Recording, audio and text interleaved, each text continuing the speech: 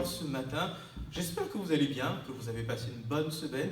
Voilà, on renouvelle cet exercice de faire un culte en ligne. On a eu le dimanche dernier notre premier culte et on a eu beaucoup de retours. Merci pour les encouragements. Le plus important pour nous, c'est bien sûr de passer un beau moment de la présence de Dieu.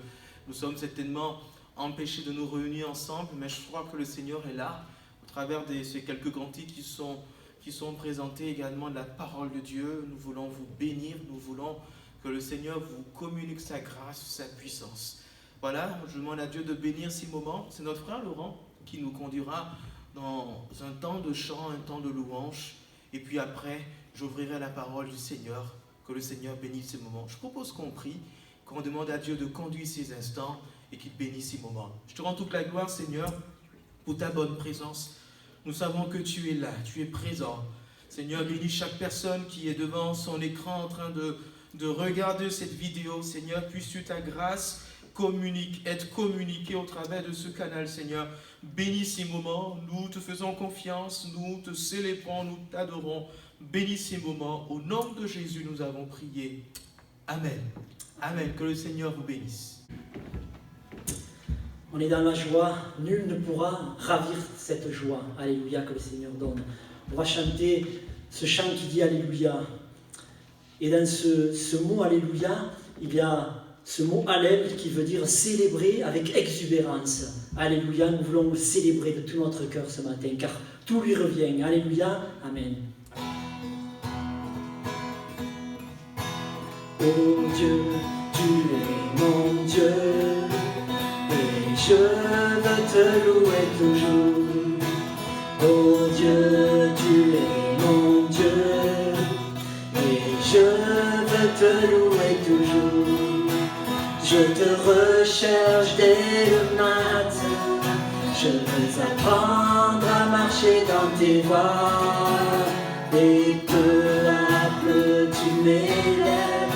Je te suivrai tous les jours de ma vie, je te suivrai tous les jours de ma vie. Alléluia, nous tournons au Jésus, pour toujours nous chantons. Alléluia, toi seul Seigneur tu es, pour toujours nous chantons. Alléluia. Alléluia, Alléluia,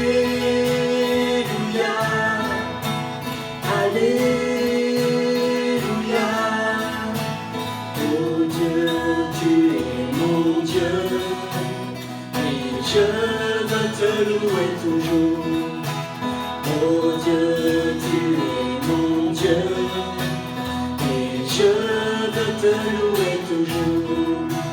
Je te recherche dès le matin, je veux apprendre à marcher dans tes voies, et peu à peu tu m'élèves. Je te suivrai tous les jours de ma vie, je te suivrai tous les jours de ma vie. Alléluia, nous tournons au Jésus, pour toujours nous chantons. Alléluia, toi seul Seigneur tu es, pour toujours nous chantons. Alléluia, Alléluia, Alléluia, Alléluia.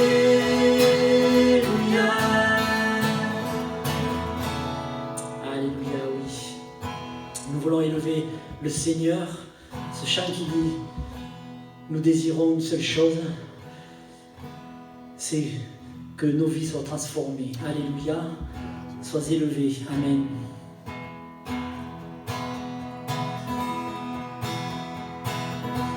Nous désirons, Seigneur, une seule chose dans nos vies. Alors que nous chantons, viens transformer nos vies. élève-toi, élève-toi, élève-toi, élève-toi, et viens dans ta gloire couronner nos louanges. Oui, viens, roi des rois, Dieu très saint, tout puissant. Oui, viens.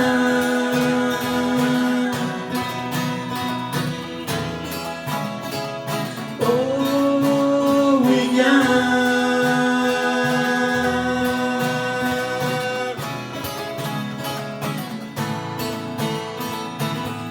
Nous désirons, Seigneur, une seule chose dans nos vies, alors que nous chantons, viens transformer nos vies. Élève-toi, Seigneur, élève-toi, élève-toi, élève-toi, élève-toi, et viens dans ta gloire couronner nos louanges. Oui, viens, roi des rois, Dieu très saint, tout puissant. Oui, viens.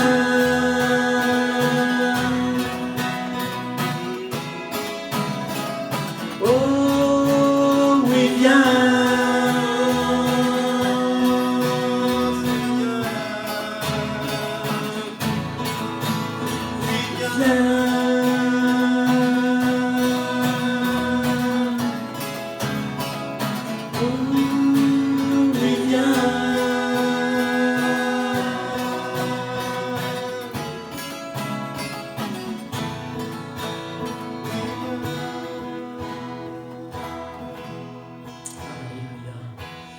Viens, Seigneur, dans nos cœurs, dans nos vies. Amen. C'est jour après jour que nous voulons le louer, nous voulons chercher sa face. Plus je me rapproche du Seigneur, plus j'aime louer son nom. Alléluia. Que le Seigneur m'enseigne à être humble. Alléluia.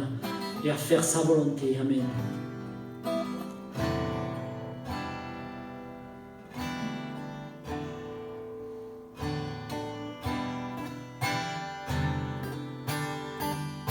Jour après jour, je cherche ta face. Jour après jour, je vois ta grâce. Plus je me rapproche, plus j'aime louer ton nom. Jour après jour, alléluia. Jour après jour, je cherche ta face. Jour après jour, je vois ta grâce. Plus je me rapproche, plus j'aime louer ton nom. Garde mon cœur pur, garde-moi dans tes voies. Je te suivrai toujours. Seigneur, enseigne-moi ton humilité et à faire ta volonté.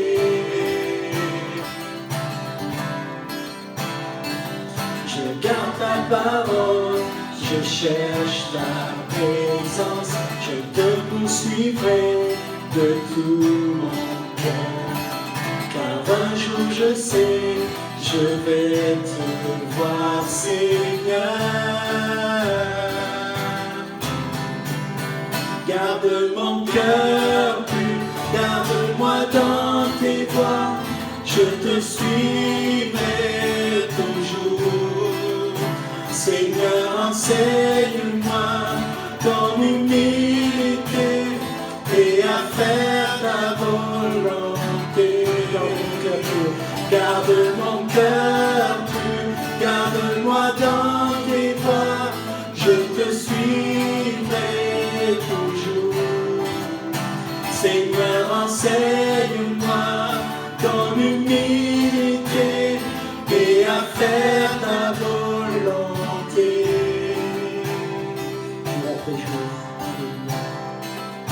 Jour après jour après jour, jour après jour après jour, jour après jour après jour.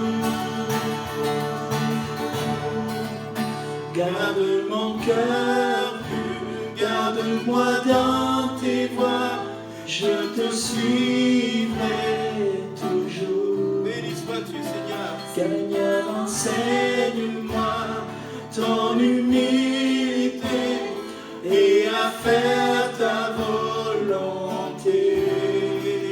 Mon cœur. Alléluia, Seigneur, oui, c'est vrai. Auprès de toi, Seigneur, je veux me tenir, Seigneur, car tu es mon soleil. Même s'il y a des nuages, Seigneur, mais toi tu es au-dessus des nuages. Alors je veux lever les yeux vers l'éternel parce que le secours me vient de toi, Seigneur. Et quand je tourne mes regards vers toi, mon cœur est rayonnant de joie, Seigneur. Alléluia, parce que tu es bon, tu es fidèle, tu es juste. Merci de ta présence aujourd'hui, Seigneur, et chaque jour de ma vie, car je ne me soucie pas du lendemain, parce que le lendemain suffit sa peine, et tu es avec moi, alors qui sera contre moi? Que ton nom est magnifique, Seigneur. Je veux te louer, je veux t'adorer, Seigneur, de tout mon cœur, de toute mon âme et de toute ma force. Que ton nom soit béni. Gloire à toi, Seigneur. Gloire à toi. Merveilleux. Gloire à ton nom, Seigneur.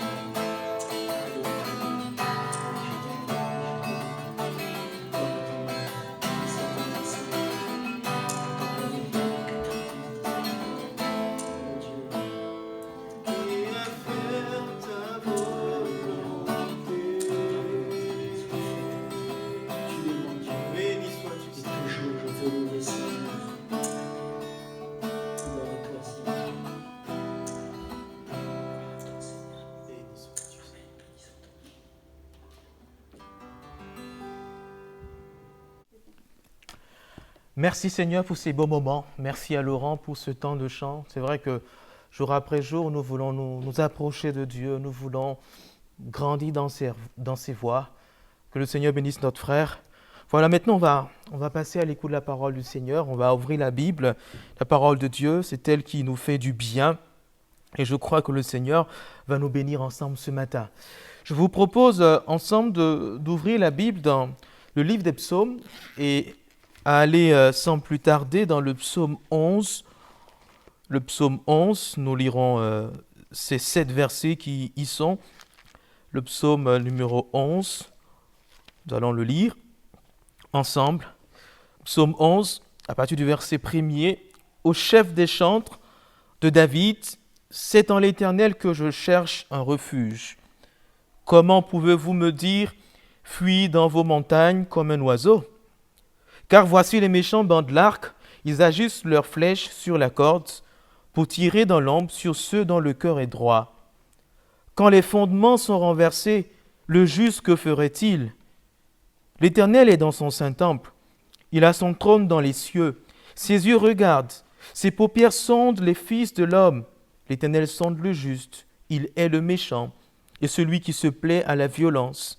Il fait pleuvoir sur les méchants des charbons, du soufre, du feu et du soufre. Un vent brûlant, c'est le calice qu'ils ont en partage. Verset 7. Car l'Éternel est juste, il aime la justice. Les hommes droits contemplent sa face. Amen. Gloire au Seigneur. Merci Seigneur pour ces psaumes. Ce matin, je veux nous encourager. Ce psaume 11 est un peu comme beaucoup de psaumes dans ce livre, le psaume 23 et bien d'autres psaumes qui ont pour vocation d'encourager le chrétien, d'encourager l'enfant de Dieu.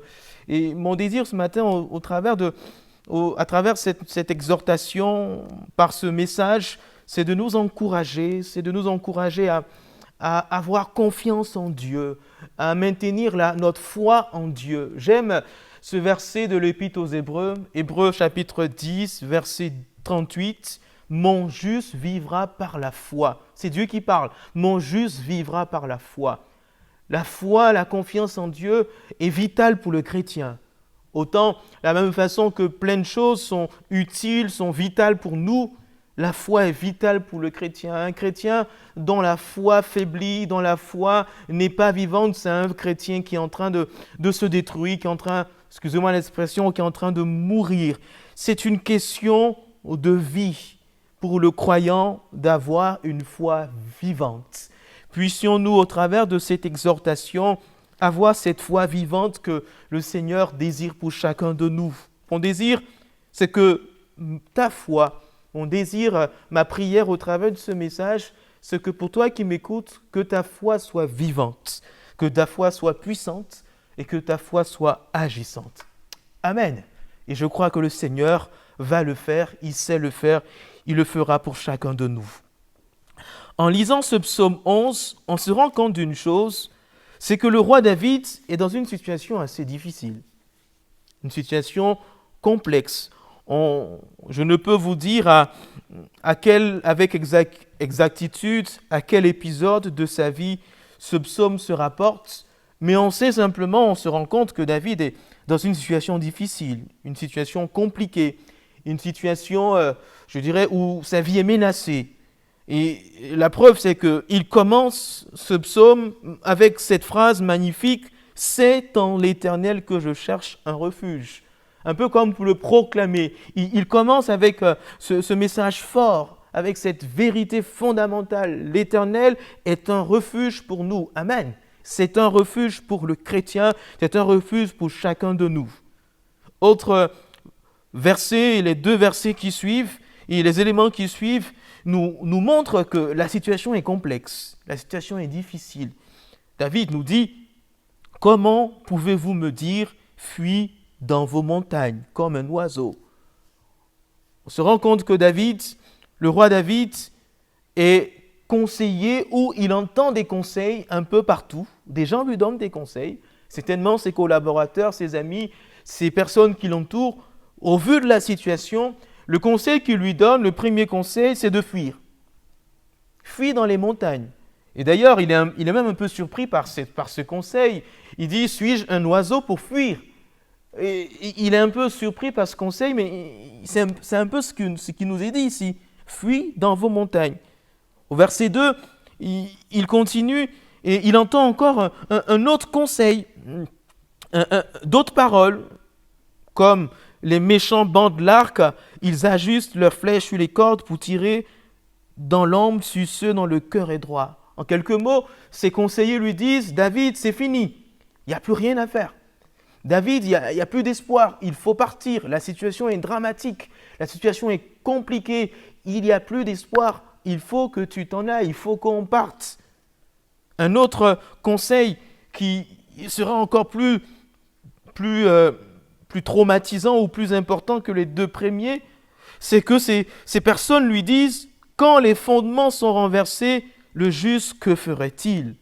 Comme pour dire à David, David, non seulement il faut que tu fuis, non seulement ta vie est menacée, il n'y a plus d'espoir pour toi, pour nous, mais en plus, David, tes fondements sont renversés. Littéralement, tes appuis vacillent.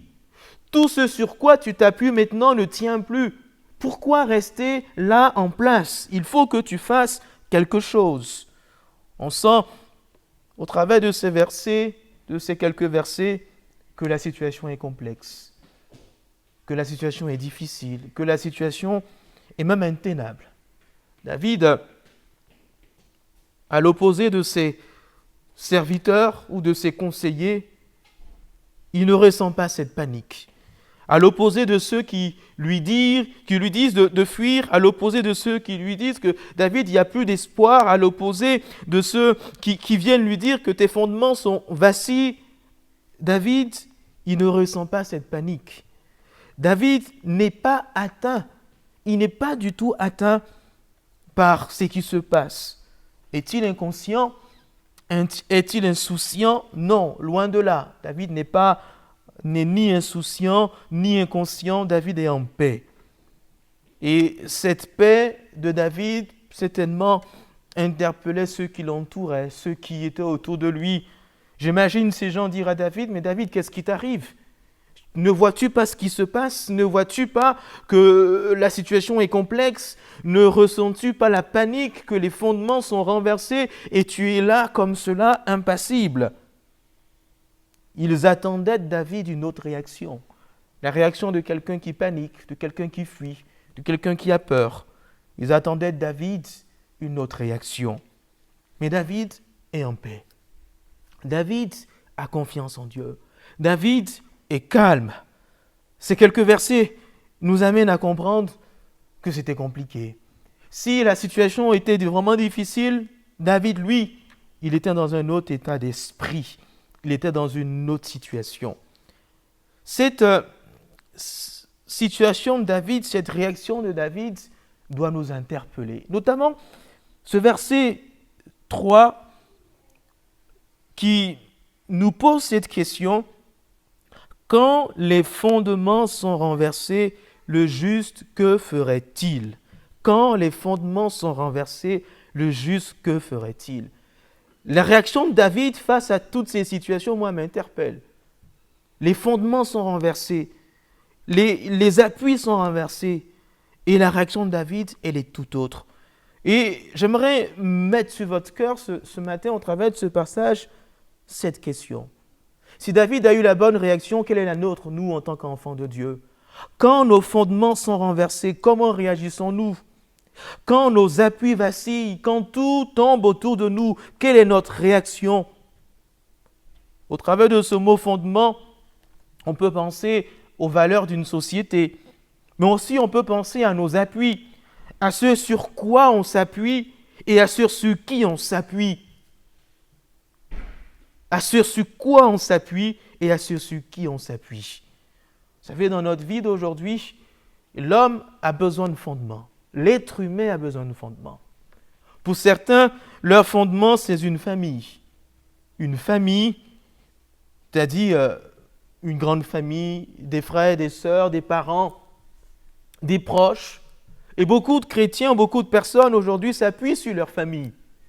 On s'appuie sur ceux qui nous entourent. Merci Seigneur pour les familles que Dieu nous donne. C'est une grâce d'avoir des frères et sœurs. C'est une grâce d'avoir une famille. C'est une grâce d'avoir ses parents qui sont là. C'est une grâce de Dieu. Mais ce fondement familial, ce fondement au travers de la famille peut être renversé. C'est un peu ce que cette question nous amène à réaliser. Ce fondement-là peut être renversé. Ce bel équilibre familial, on est entouré, moi je bénis Dieu pour la famille que Dieu m'a donnée personnellement, pour les frères que Dieu m'a donnés, pour les parents que Dieu m'a donnés. C'est une grâce de Dieu. Mais on est tous conscients, vous et moi, qu'un événement peut subvenir dans une famille et elle se divise. Et cette belle unité qui nous soudait les uns aux autres disparaît. Beaucoup de personnes, parfois beaucoup de chrétiens, ont pour fondement la famille, au lieu de faire de leur fondement le Seigneur. Un autre fondement que nous pouvons avoir, sur lequel on peut s'arrêter aussi après la famille, c'est le foyer. Beaucoup de personnes aujourd'hui, même des chrétiens, ont pour fondement, pour pilier de leur vie, leur époux ou leur épouse. C'est lui mon pilier. Et encore, je veux rendre grâce à Dieu pour ce que le Seigneur nous a donné. Merci pour les époux, les épouses. C'est une grâce de Dieu. Et non pas encore, je ne veux pas être négatif, mais lorsqu'on voit ce qui se passe dans notre société, tous les divorces, même des divorces dans le milieu des enfants de Dieu, on se rend compte que ce fondement est fragile lorsqu'un chrétien s'appuie simplement sur celui-ci. Un événement dans un couple, une situation dans un couple peut le fragiliser. Il peut vaciller ce fondement.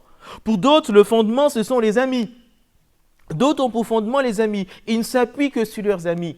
Aujourd'hui, avec les réseaux sociaux, certains peuvent se vanter d'avoir des milliers d'amis, des millions d'amis sur des réseaux sociaux, Facebook, Instagram et j'en passe.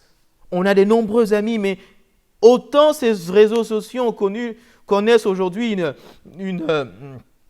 je dirais, sont très répandus aujourd'hui. On n'a jamais autant connu de solitude dans notre société. Et même quand on a des amis proches de nous, vous êtes sûr, vous êtes conscient avec moi que ces amis-là peuvent nous décevoir. Peuvent nous décevoir. Ce fondement peut vaciller. Pour d'autres, le fondement de leur vie, c'est une situation financière.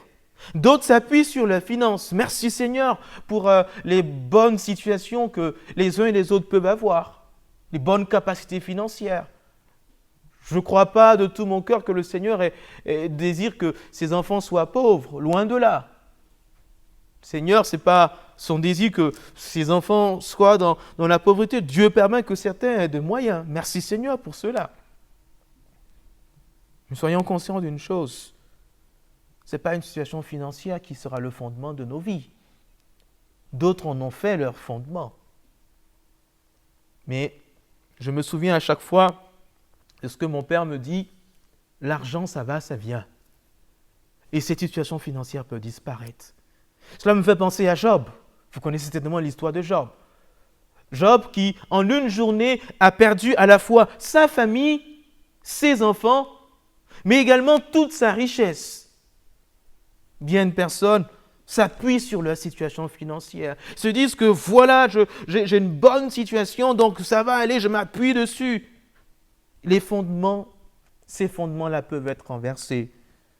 Pour certains, ce n'est pas la situation financière, mais c'est la situation professionnelle.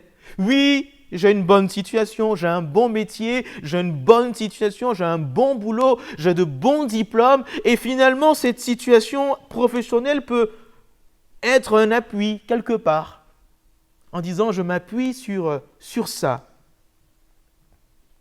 La crise sanitaire que nous vivons aujourd'hui nous montre que même des situations professionnelles, même les diplômes que nous avons, ces fondements peuvent être renversés. D'autres sont les capacités personnelles.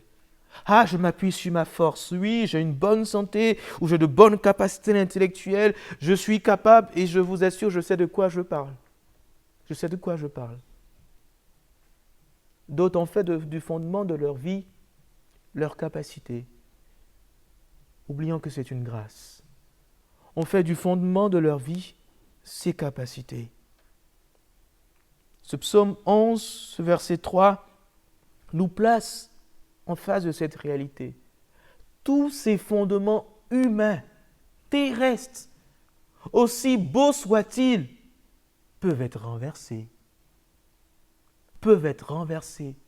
Pour vous qui m'écoutez, pour toi mon frère qui m'écoute, je ne veux pas être négatif ou te décourager, mais je veux t'amener à prendre conscience que tous ces fondements-là, humains, peuvent être renversés. C'est un peu ce que David vivait. Tous ses fondements étaient renversés. Tous ses appuis vacillaient. Je comprends l'attitude des conseillers de David. Je comprends leur attitude. Et je comprends aussi la panique que nous voyons dans cette société aujourd'hui, avec ce qui se passe. Je comprends un peu l'inquiétude, l'angoisse que nous ressentons dans notre monde aujourd'hui. Pas seulement la crise sanitaire, mais dans tous les pays, dans toutes les sociétés. On comprend. Parce que les fondements humains, toutes ces choses sur lesquelles les hommes s'appuient, sont en train d'être renversés, les uns après les autres. Pour certains, c'est la démocratie qui vacille. Pour d'autres, c'est la santé. Et j'en passe.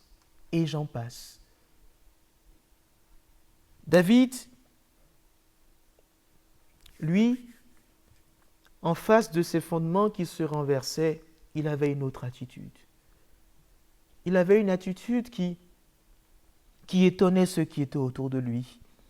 Une attitude qui surprenait ceux qui étaient autour de lui.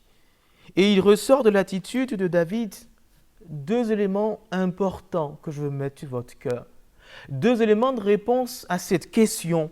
Quand les fondements sont renversés, le juste, que ferait-il? On trouve dans l'attitude de David deux réponses à cette question. La première réponse, on la voit toujours dans ce psaume 11, dans ce que David dit par la suite. Il dit « L'Éternel est dans son saint temple, il a son trône dans les cieux. Ses yeux regardent, ses paupières sondent les fils de l'homme. Il sonde le juste, il hait le méchant et celui qui se plaît à la vengeance. Il fait pleuvoir sur les méchants des charbons, du feu et du soufre, ainsi de suite. » David, ou le roi David, alors que tous les fondements autour de lui, les fondements humains, s'ébranlaient les uns après les autres, il était impassible, il était dans une sérénité, il n'était pas pris de panique parce qu'il avait un autre fondement. Un fondement plus sûr, un appui plus sûr, un appui qui ne pouvait être renversé, un appui qui ne pouvait être renversé par qui que ce soit ou par quoi que ce soit. Il avait un appui sûr. L'Éternel était son fondement. Et on le voit dans ce qu'il dit. Il dit l'Éternel est dans son saint temple. Alors que tous l'abandonnaient, alors que tout se dégradait autour de lui, lui, il regardait son Dieu qui est dans son temple. L'Éternel est dans son saint temple. Son Dieu règne. Vous connaissez certainement ce cantique que nous chantons dans nos assemblées. Notre Dieu règne encore. Pouvons-nous peut-être le fredonner à nouveau dans nos cœurs?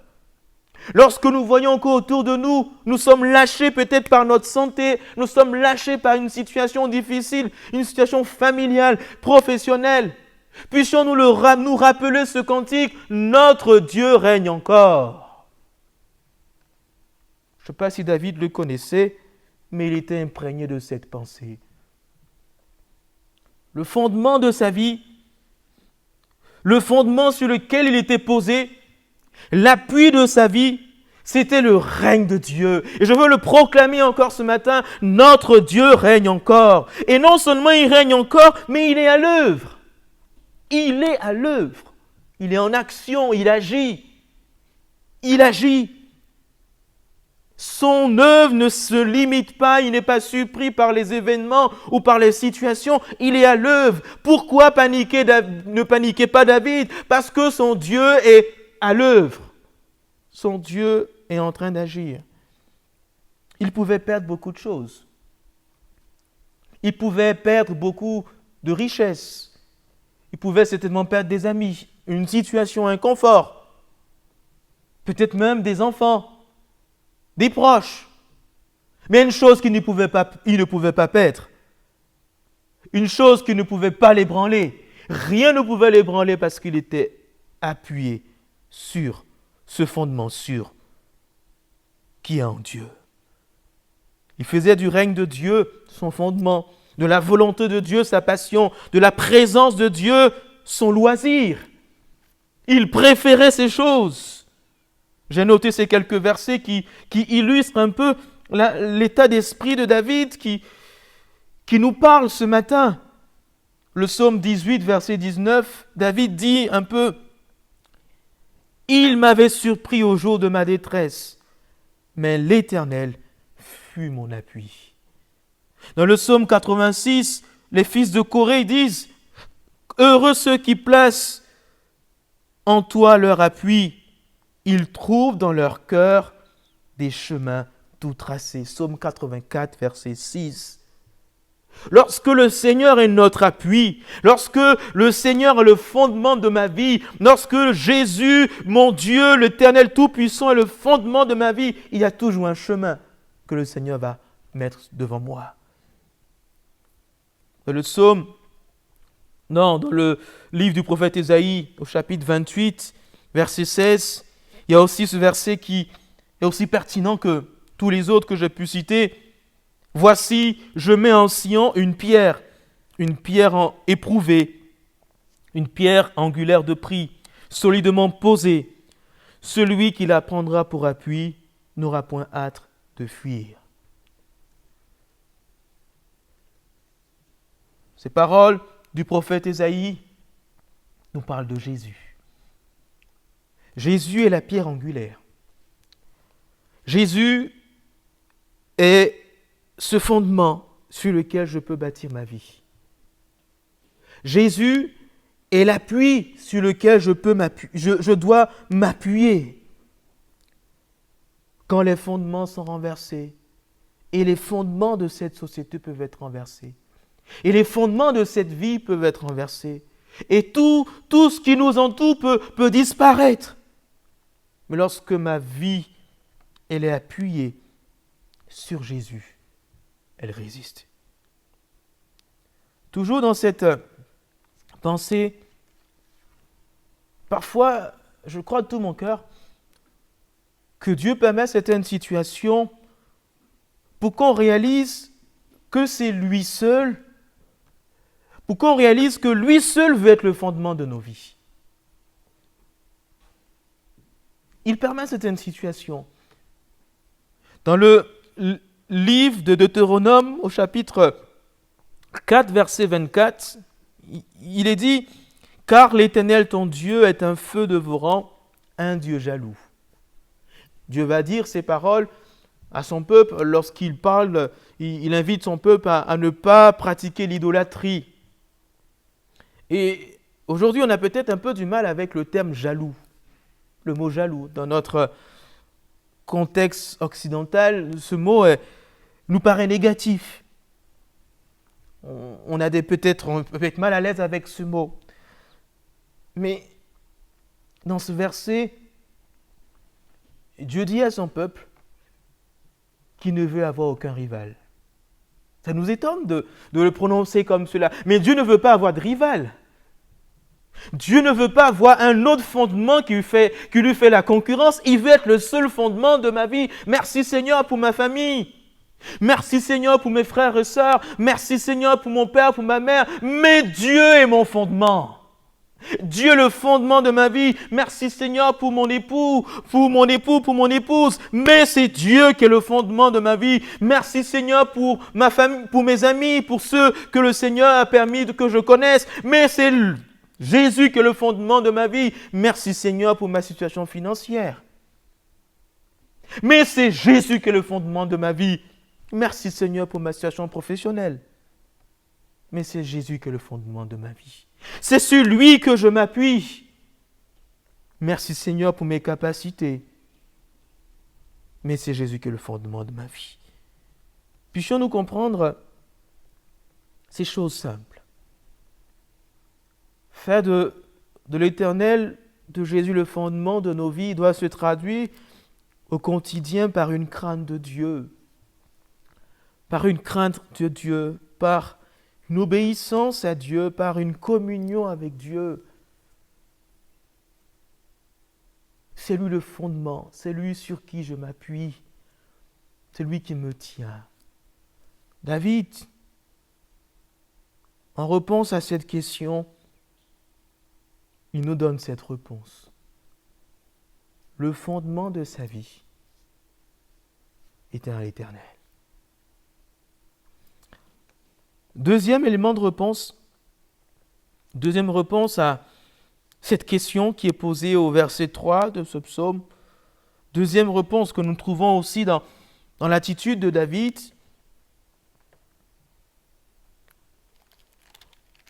Se retrouve au verset 7 de ce psaume 11. Il dit « Car l'Éternel est juste, il aime la justice, les hommes droits contemplent sa face. » David faisait confiance à la justice de Dieu, ça c'est indéniable. Il savait que Dieu allait lui assurer un lendemain, c'est sûr. Mais il savait aussi que la justice de Dieu, Dieu dans sa justice, donnerait une issue à tout ce qui se passait, à tout ce qu'il vivait. Mais le deuxième élément de réponse que je veux souligner ici, c'est ce qui nous est dit dans ce verset 7. Les hommes droits contemplent sa face. Contempler la face de Dieu. Contempler la face de Dieu. C'est connaître la délivrance de Dieu, c'est connaître la puissance de Dieu. Mais c'est aussi l'expression de la grâce de Dieu. Celui qui contemple la face de Dieu, c'est celui qui a trouvé grâce aux yeux de Dieu. Dans le livre de la Genèse, je nous ai parlé de Noé qui avait trouvé grâce aux yeux de Dieu. Trouvé grâce aux yeux de Dieu.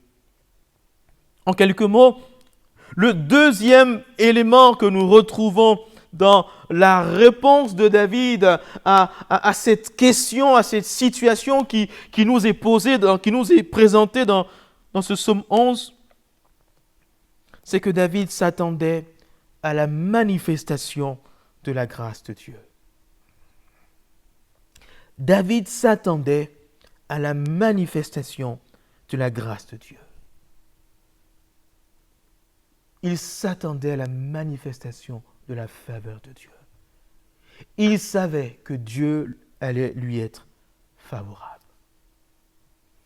Vous savez, la grâce de Dieu ne s'obtient pas sur la base de nos mérites, comme on pourrait le penser aujourd'hui. Non, c'est parce que j'ai fait ceci que je dois recevoir ceci.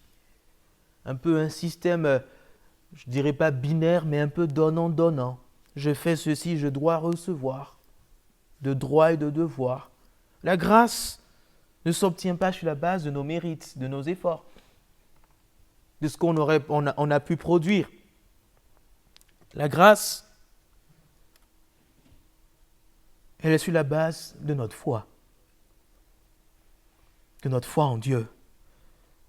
Dans l'évangile de Jean, j'aime ce verset, l'évangéliste Jean nous dit, la loi a été donnée par Moïse, mais la grâce et la vérité sont venues par Jésus.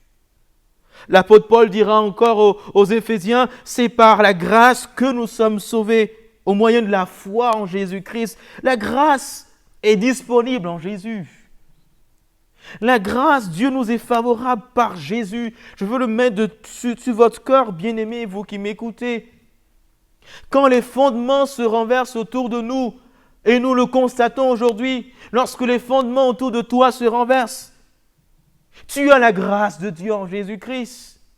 La grâce de Dieu est disponible par Jésus-Christ. Et laissez-moi vous dire, cette grâce est suffisante. On pense qu'il faut rajouter des choses. On pense qu'il faudrait rajouter certaines choses pour qu'elles soient efficaces. Non, la grâce de Dieu en Jésus-Christ est suffisante. Elle est suffisante pour nous relever. Elle est suffisante pour nous affermir. Elle est suffisante pour nous montrer des chemins tout tracés. Cette grâce est agissante. Elle est agissante et elle est puissante. Alléluia. Cette grâce est puissante.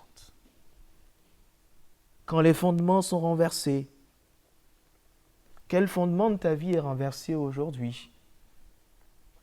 J'en ai cité quelques-uns plus haut. Peut-être même pour toi, tous ces fondements sont renversés. Tu veux fuir. Tu veux fuir. Ou tu es paniqué. C'est compliqué pour toi. Tu te poses la question, mais qu'est-ce qu'il faut faire? Qu'est-ce qu'il ne faut pas faire? Tu es un peu comme un bateau qui est dans une tempête. Tu poses 10 000 et une questions. Oui, ces fondements, ils peuvent être renversés. Mais Dieu veut être ton fondement. Celui sur qui tu t'appuies. Et l'autre chose qui peut t'amener à avoir la bonne attitude, c'est la grâce de Dieu. J'aimerais terminer ce partage avec ce verset qui m'a fait du bien en méditant, en préparant ce message. C'est le dernier verset de la Bible. Est-ce que vous le connaissez? Le dernier verset de la Bible. Je pense que vous le connaissez. Apocalypse chapitre 22, verset 21. Que la grâce du Seigneur soit avec vous tous. Quelle belle conclusion. Que de belles paroles pour terminer, pour conclure ce beau livre. Le désir de Dieu, c'est que sa grâce soit sur nous. Que nous puissions marcher avec cette grâce. Que nous soyons encouragés par cette grâce. Que nous soyons fortifiés par cette grâce. pour arriver jusqu'au bout. Juste avant ce verset 21, il y dit, c'est Jésus qui dit, « Oui, je viens bientôt. Oui, je viens bientôt. » La grâce de Dieu est suffisante et agissante pour nous garder jusqu'au bout, jusqu'au retour du Seigneur.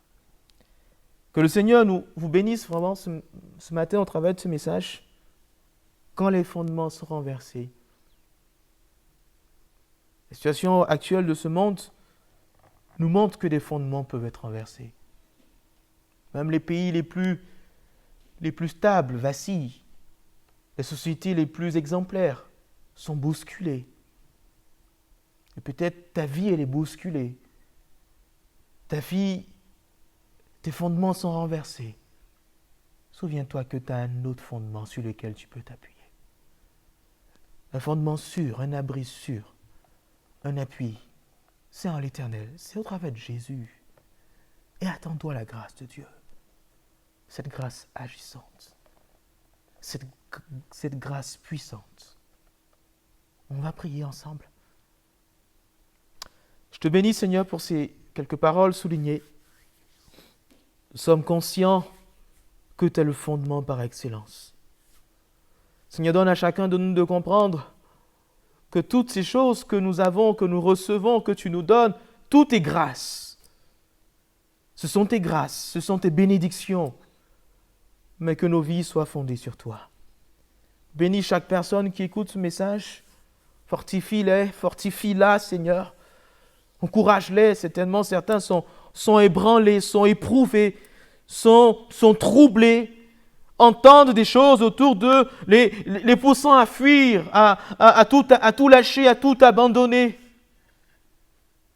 Mais que tu sois leur force en écoutant ce message, que tu sois leur force maintenant. Bénis chacun de nous. Bénis ta parole dans nos cœurs. Que ton nom soit béni, Seigneur.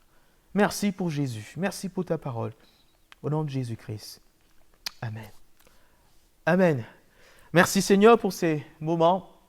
Merci pour ceux qui ont pu nous suivre.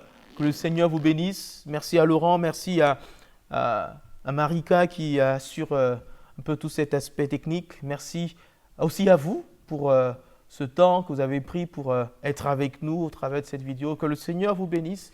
Que le Seigneur vous restaure. Vous recevrez aussi dans la semaine, le mercredi, les renseignements pour notre réunion Zoom. Sinon, je vous donne rendez-vous dimanche prochain, à la même heure. Que le Seigneur vous bénisse. Et n'oubliez pas, Christ est le fondement de notre vie. Il est juste, il est fidèle. Que Dieu vous bénisse.